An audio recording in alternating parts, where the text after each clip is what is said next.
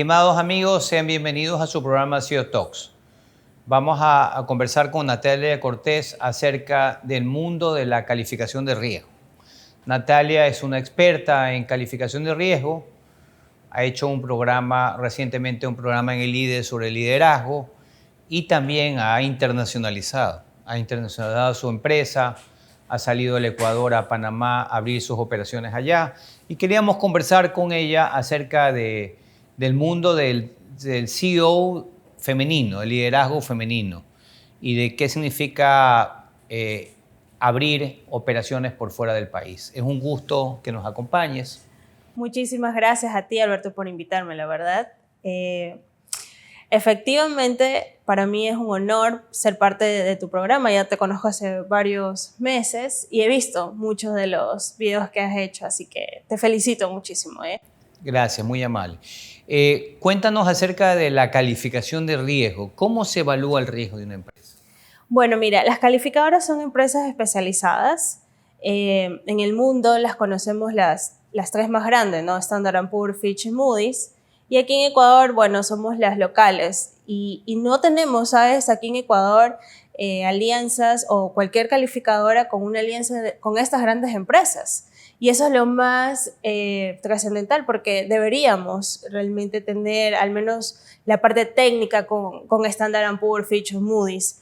Pero ninguna de estas grandes calificadoras están aquí. Entonces, el mundo de las calificaciones es parte de los partícipes de mercado de valores aquí en Ecuador y en el mundo, y somos vistas porque damos una opinión sobre riesgos. ¿Son un actor dentro del proceso de estructuración de un papel o de emisión de un papel? De un papel, aquí, emisión de obligaciones de corto o largo plazo, titularizaciones sobre todo, que actualmente no se ven mucho, que básicamente están muy ligadas a los temas inmobiliarios o cartera. ¿Cómo defines el riesgo de una empresa?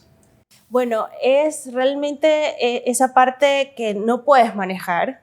Entonces, realmente el riesgo las empresas deberían de estar gestionándolos, identificándolos, y eso es la parte más difícil, identificar qué es lo que potencialmente puede afectar, sea positivo o negativamente a mi empresa, y qué puede hacer, digamos, nosotros como directivos para que no vuelvan a ocurrir. ¿Qué es un riesgo? ¿Es un hecho que puede ocurrir y que podría afectar el desenvolvimiento de tu negocio? Sí, básicamente se dice que el riesgo es esa parte de la incertidumbre, ¿no? Lo que no conoces. Lo que no conoces. Puede pasar como no puede pasar. Entonces ahí existe un riesgo. Por eso uno dice, voy a hacer una inversión riesgosa. Correcto. Porque tú le pones fe y que por ser más riesgosa vas a recibir una rentabilidad, por ese temor a que pueda fallar como realmente sí pueda ser positivo. Voy a hacer una inversión riesgosa significa voy a hacer una inversión con alta incertidumbre. Con alta incertidumbre. Que puede resultar como no puede resultar. Exacto. Entonces ahí salen las calificadoras a decir, bueno, esto tiene una calificación de riesgos de AA, AAA,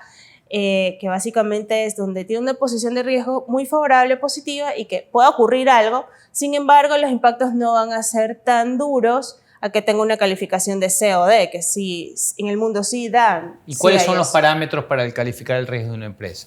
Bueno, cada calificadora tiene sus propias metodologías. El ente de control, porque somos altamente supervisados por la Superintendencia de Compañías, Valores y Seguros, si son títulos, valores. Si calificamos bancos, por la Superintendencia de Bancos, y si es cooperativas de ahorro y crédito, actualmente por la Superintendencia de Economía Popular y Solidaria, o sea, por todos los organismos de control que existen.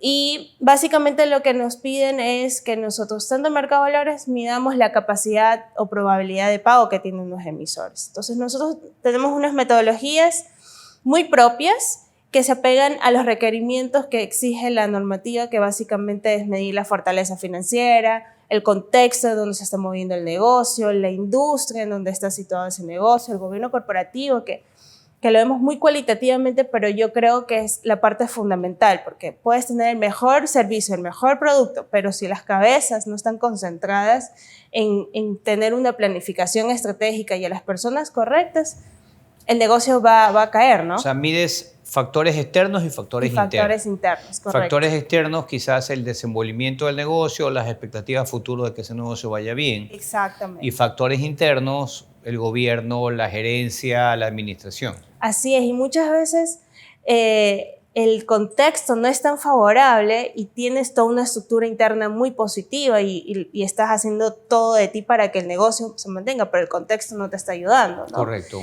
Y eso tú como directivo debes tenerlo muy en cuenta. ¿Y qué hacer en esa situación? Entonces van a haber momentos en donde tú quieres crecer, quieres que crezcan tus ventas, pero vas a sacrificar rentabilidad. ¿Y qué estás dispuesto a hacer como para mantener la empresa a lo largo del tiempo? Entonces, esa es la evaluación que debes hacer. Tú hablaste de esta evaluación que tienen como letras, ¿no? AAA, AA, B, C. ¿De qué dependen estas evaluaciones? Son categorías. Son categorías, escalas que la misma normativa las estipula en nuestro país, ¿no? A nivel internacional, la propia calificadora propone sus escalas de calificación. Entonces, básicamente las escalas te hablan mucho de la posición, de la fortaleza financiera que tienen las instituciones o las compañías, ¿no? Mientras más alto, o sea, mientras más A's tienes, o sea, una AAA es la mejor posición. Y si estás hacia abajo, o sea, una B, una C, una D, esta es una posición de riesgo mucho más alta. Y por ende, realmente los inversionistas dicen, bueno, yo podría comprarte un papel A+, por ejemplo, porque tienen signos positivo o negativo. Correcto. Entonces yo espero recibir una tasa de rendimiento mucho más alta porque es más riesgosa a pedir un papel AAA que es totalmente, porque no existe el cero riesgo, siempre hay un riesgo, ¿verdad? Siempre hay un riesgo. Entonces, pero es menos riesgosa que la que está en una escala inferior. Y a veces sí se da y a veces no se da esa, digamos que tú compras un papel AAA y la tasa no es, como quien dice, más baja de un papel de A+, por ejemplo. O sea, a veces son muy parecidas. Entonces tú dices, como inversionista, ya he estudiado y tú dices, a ver, estoy comprando algo AAA, deberías no sé, como me voy a financiar y pagar un 6, un 7, no sé. Pero terminas pagando igual un 8 o un 8.5 y si vas una A+, te paga lo mismo. Entonces tú dices, no hay como esa coherencia. Yo, como estudiada, sí me doy cuenta de que a veces no ocurre lo que en la teoría nos explican, porque a veces hay estos mecanismos de negociación que se dan en la bolsa de valores también, ¿no? Por el nivel de riesgo no solamente que pone la calificadora, sino por información que tiene el propio inversionista que a veces no se lo sabe, porque hay cosas que se mantienen en la discreción, yo digo. ¿Y cómo miras el mundo de hoy donde pueden haber eventos inesperados, digámoslo así? Porque tú calificas el riesgo sobre la base de una foto, digamos así. Pero esta foto es octubre con los antecedentes, digamos, octubre o noviembre del año 2022, pero tú calificas un riesgo para un futuro y puede ser que venga un evento como la pandemia en enero o en febrero del año 2023 y altere esa evaluación. Total, eso nos ocurrió, ¿no? En el 2020 nadie se esperaba una pandemia, que todo el mundo se encierre. Esos son los escenarios inesperados. Y es verdad, nosotros tomamos evaluación financiera hacia atrás. Vemos la foto y hacemos las proyecciones porque muchos prospectos de oferta pública ponen sus proyecciones. Pero el valor agregado de nosotros es que al tener fuentes de información internacionales para poder hacer comparativos, podemos ver cómo otros sectores en las mismas economías se están comportando. Hacemos un análisis de sensibilidad.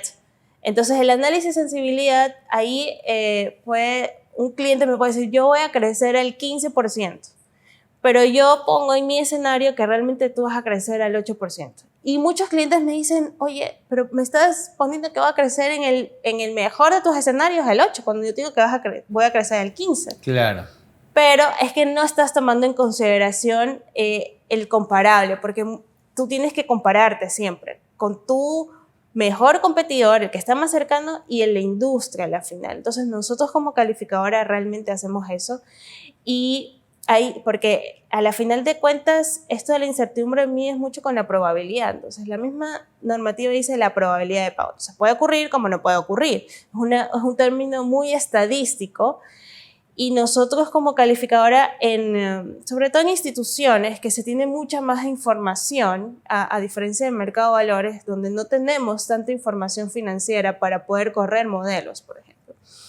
Entonces, en bancos o en cooperativas, inclusive ahora en compañías de seguros, nosotros estamos incluyendo un modelo estadístico que se llama Logit. Entonces ya es un modelo probabilístico, ya es algo mucho más técnico, ¿no? Y ahí se pueden justamente medir este tema, ¿no? Ya usando la estadística, que lo hacen las grandes calificadoras de riesgo en el mundo. O sea, en Estados Unidos, no solamente las calificadoras se rigen por lo que diga la SEC en este caso, sino por lo que diga el National Statistic Registration Office. Entonces, todo es como que cuál es tu paquete estadístico que estás usando para medir justamente las probabilidades de que ocurra o no ocurra algo. Por eso las grandes calificadoras te dicen hoy, eres A+, por ejemplo, que en nuestro país sería una AAA. De acuerdo. Y en 3 meses te dice, no, te hizo un downgrade.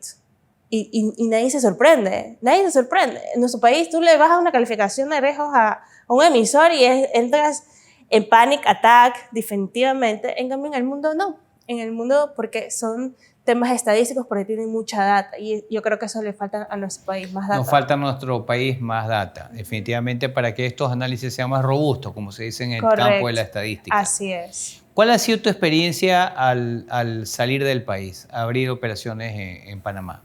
Fue una linda experiencia al nivel personal y al nivel profesional bastante enriquecedor. Llevar Suma Ratings a Panamá fue toda una planificación estratégica, ¿no? Nosotros fuimos constituidos en el 2009, en el 2012 ya obtuvimos las licencias totalmente aquí en Ecuador y empezamos a generar negocios realmente a finales de 2015, 2016 y es como que dijimos, ok, ¿qué más nos queda? Entonces vámonos a otros mercados. Y fue bastante interesante el mercado panameño, primero porque es dolarizado, ¿no? Y segundo, para mí fue interesante por la regulación también. Digamos, les da un poco más de libertad en la propuesta de valor que va a ser la calificadora, pero tiene unos niveles de requisitos o de supervisión muy altos, de casi como una calificadora americana o europea. En Panamá. Exacto, entonces ellos como que básicamente si tú no cumples la metodología, no hay como perdón ahí, ¿no? O sea, te cierran al día siguiente. ¿Y cuál es la receptividad que tiene el mercado panameño a una empresa ecuatoriana? Mira, nos vieron con muy buena imagen, porque las grandes calificadoras, ¿cómo te explico? Están muy a las grandes instituciones. Las grandes calificadoras atienden mucho el mercado interesante, por decir, a las grandes corporaciones. Correcto. Había un espacio no cubierto, Exacto, entonces hay un espacio no cubierto para los pequeños emisores. O sea, aquí la emisión más grande, aquí sacamos papeles de 1, 5, 10 millones, como mucho. En Panamá tú no ves ese tipo de emisiones. Tú en Panamá ves emisiones de 25, 30, 50, 200 millones de dólares. Entonces, es como que dices, wow, o sea, es totalmente distinto para ser también otra escala. Otra escala. O sea que lo que me está diciendo es que emisiones acá comunes, allá son más pequeñas. Te le presta el banco. O sea, el banco, tú vas a un banco y te presta muy fácilmente 5 millones de dólares. Y en cambio tú no vas a salir del mercado de valores por una emisión de 5 millones. ¿Qué es lo más importante cuando uno abre operaciones en otro país? ¿Cuáles deberían ser los factores claves de éxito? Bueno, analizar mucho el mercado y la oportunidad de negocios que vas a tener, porque igual es una inversión, ¿no? Allá tienes que registrarte en todo y sobre todo en Panamá no funciona nada sin abogados y los abogados de Panamá realmente te cobran hasta por la taza de café, pero son excelentes. Conocer quién es tu competencia y dónde está realmente tu competencia para saber, ¿no? Entonces, analizar mucho esas oportunidades de negocio. La gente te recibe muy bien, nosotros tuvimos muy buena recepción, inclusive la Bolsa de Valores de Panamá con sus grandes ejecutivos nos abrieron muy bien las puertas y nosotros fuimos también con una idea de estos temas de sostenibilidad que ahora se habla mucho, pero que se conoce muy poco. Entonces, entrar con aliados internacionales, nosotros somos miembros de Principal Responsible Investments, que es todo como una comunidad justamente de inversionistas responsables. Y estamos ahí dentro muchas calificadoras de riesgos internacionales que queremos proponer nuestras metodologías justamente para esto, ¿no? Del cambio climático. Hoy se habla de que existen bonos verdes, bonos sociales, líneas de inversión en esos temas. Correcto. Entonces en Panamá existe toda una línea y yo aprendí muchísimo eso allá. Me pude como conectar en ese ámbito y que veo que ahora en Ecuador se está como también alineándose a eso. ¿Cuándo desembarcaste? ¿Cuándo empezaron sus operaciones en Panamá? Nosotros estamos constituidos en el 2019, íbamos a hacer el lanzamiento en el 2020, justamente el 18 de marzo, cuando nos cerraron los aeropuertos. Y yo viajé en junio del 2021 y me quedé hasta este año. Regresé hace unos 5 meses y básicamente la empresa está totalmente constituida. Prácticamente quedaste un año en Panamá. Prácticamente me quedé un año. Iba por 15 días nomás. ¿Y quién está operando la empresa allá? Entonces? Bueno, allá lo chévere es que los representantes legales son nuestros abogados. La parte comercial la seguimos llevando desde acá, las reuniones. El doctor Federico, que es el representante legal allá, él viaja. Entonces, temas muy puntuales, nos conectamos, tuvimos un buen cliente a finales del año pasado, que fue un banco que empezó como a conocer nuestra metodología y el proceso de nuestra calificación. Y entonces estamos realmente bastante bien alineados y creemos que en el 2023 vamos a crecer mucho más en ese mercado. He aprendido. ¿Y cuál es la reflexión más importante en esta situación adversa que han tenido? ¿Qué pudieron haber hecho distinto? Siempre uno dice, bueno, si tuve algo me pasó en mi vida, la reflexión es el aprendizaje. ¿Qué pude haber hecho distinto o qué saco para el futuro? La intuición. La intuición. Sí. A veces uno no se da cuenta de detalles, cosas muy pequeñas que te pone... yo soy creyente de Dios en el camino y te dice, por ahí no te vayas, pero no te fijas porque estás distraído. Entonces, yo sabía que nos iba a pasar. Yo lo reflexioné después. Todo estaba ahí diciéndome, te va a pasar, y yo simplemente no le hice caso. Y cuando ya ocurrió y que lo reflexioné, dije, no lo vuelvo a hacer. La intuición de no darle un documento en digital, sino impreso, el no conversar de más, por decirlo. Entonces son cositas que sí me quedaron a mí en lo particular de experiencia del mal sabor de todas estas circunstancias, pero que también pude mostrar que no soy la jovencita sin experiencia, sino que realmente te puedes poner a conversar conmigo sobre todo el proceso de calificación y te voy a contar desde cómo te mando la solicitud y por qué te pido este documento, hasta por qué me tomo 2 días después del comité para notificarle a la superintendencia, porque quiero que tú seas parte del proceso. A nosotros nos gusta mucho que el cliente sea parte del proceso, que entienda que este informe es de ellos. O sea, no solamente para el inversionista o el ente de control, sino porque queremos que este informe les sirva para mejorar en su gestión. Claro, es una evaluación que te dice, estos son los puntos donde tienes que hacer mejor las cosas. Exacto, eres débil en estos, tienes muchas fortalezas, pero también tienes debilidades. Échale ganas a las debilidades, mira qué vas a hacer y crece. Y cuando vayas subiendo, siempre le digo a los clientes, es bonito subir, escalar en las calificaciones y llegas a la AAA, pero cuando te caes, el golpe es durísimo.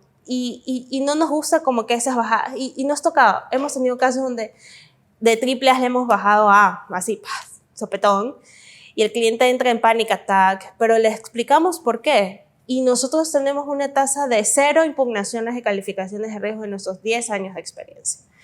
Y eso habla de que el cliente entendió por qué le bajé o por qué le subí. Claro, cuando le subes está contentísimo, te publica en todas sus redes su vida de calificación, pero también entienden cuando se les bajamos y lo aceptan, que para mí eso es icónico, ¿no? Que es como que te diga la nota de tu tarea, te pone el profesor 50 y tú vienes sacando 100, te da un shock.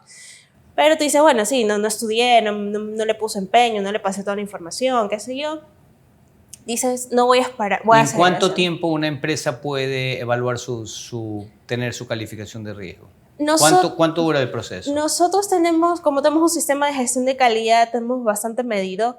Desde que tú me entregas toda la información, máximo 21 días, 21 está días. totalmente publicada la calificación de riesgos y tú siendo parte del proceso, ¿no? Nos tardamos un poco más cuando son bancos o compañías de seguros porque la misma normativa nos da más plazo, entonces tratamos como que alargar y eso sí te toma un poco más de 60 días, pero realmente, si el analista es el que se sienta hasta que la termina, 21 días. Y entonces, una vez que tú tienes la evaluación del riesgo, se la pasas a la autoridad. Sí, se la paso a la autoridad. Y la que autoridad, corresponde. digamos que la sanción. ¿La autoridad la verifica, la revisa? ¿Cómo es el proceso? No tengo idea, nosotros publicamos y qué harán ellos, no sé.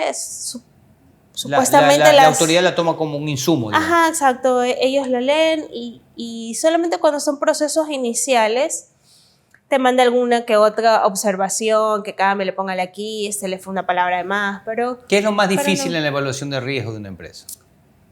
La información. La información. Ajá, que venga un poco depurada, ¿no? Nos toca muchas veces, nos toma más tiempo esa depuración. A veces los clientes dicen, te mando así y ya como que dice, tú verás. Entonces nos toca revisar más y nos toma más tiempo, pero asimismo ellos van aprendiendo en el camino, ¿no? Que por gusto estás haciendo esto, ¿no? Natalia, yo veo en ti que combinas el buen sentido del humor, el optimismo y también la profundidad. El optimismo realista, dice optimismo realista. Sí, soy muy positiva, pero a veces en la realidad, por favor. Sí. Pero esa buen don de gentes, pero muy firme en lo que crees. Así mismo soy. Así soy. ¿Qué te gusta? Ya me contaste que te gusta tomar vino. ¿Qué otras actividades te gustan en tus ratos libres? Bueno, aparte de comprar. Bueno, yo soy miembro del movimiento Schoenstatt, de la Liga Apostólica Femenina. Entonces, cuando no estoy en mis labores profesionales, trabajando o estudiando, estoy ayudando a mi comunidad. Yo soy dirigente de mujeres solteras profesionales y, como dice, nos reunimos, conversamos de la mater, de nuestro padre fundador, qué queremos en nuestras vidas. Y muchas veces ellas dicen, tengo estos problemas. Entonces me gusta mucho compartir con chicas jóvenes y poder encauzarlas en lo que yo pueda, ¿no? Y que esté en mis manos. Y me gustaría mucho seguir haciendo eso. Creo que a lo largo de mi vida lo voy a seguir haciendo. Entonces, si no estoy realmente estudiando o trabajando, estoy ayudando a mi comunidad. ¿Y hay alguna frase que te defina, algo que dices que siempre repites o que les cuentas ahí a las chicas con las que guías? Siempre les digo que no pierdan su esencia. O sea, ellas y nosotras nacimos así, tenemos que amarnos como somos, tenemos que aprender a conocernos para poder amarnos y que el otro nos ame también. Y ha sido bastante interesante trabajar con chicas jóvenes y siempre no sé por qué me tocan doctoras, ¿no? Entonces, este tema de la salud, que a veces yo me despreocupo mucho de la salud, cuando ya estoy medio moribunda, es que digo, estoy enferma, pero eso de conocerte creo que es muy importante, que a veces nos perdemos por estar para el otro y no para nosotras, que creo que nos toca mucho. Bien, para concluir vamos a hacer un ejercicio que siempre nos gusta hacer, que es plantear unas palabras y que nos digas lo primero que se te viene a la mente. Muy bien. Riesgo. Suma ratings. Aprendizaje. Educación. Vida. Dios. Gerencia general. Desafío. Internacionalización. Estrategia. Empresa. Sostenibilidad. Liderazgo femenino. Empoderamiento. Vocación. Temple. Muchas gracias, un gusto tenerte acá. La verdad es que es lindo poder entrevistar a alguien que tiene temple, que ha superado la adversidad y está buscando hacerlo mejor y traer lo mejor para su vida. Muchas gracias. Gracias. Los invitamos a los próximos programas de CEO Talks.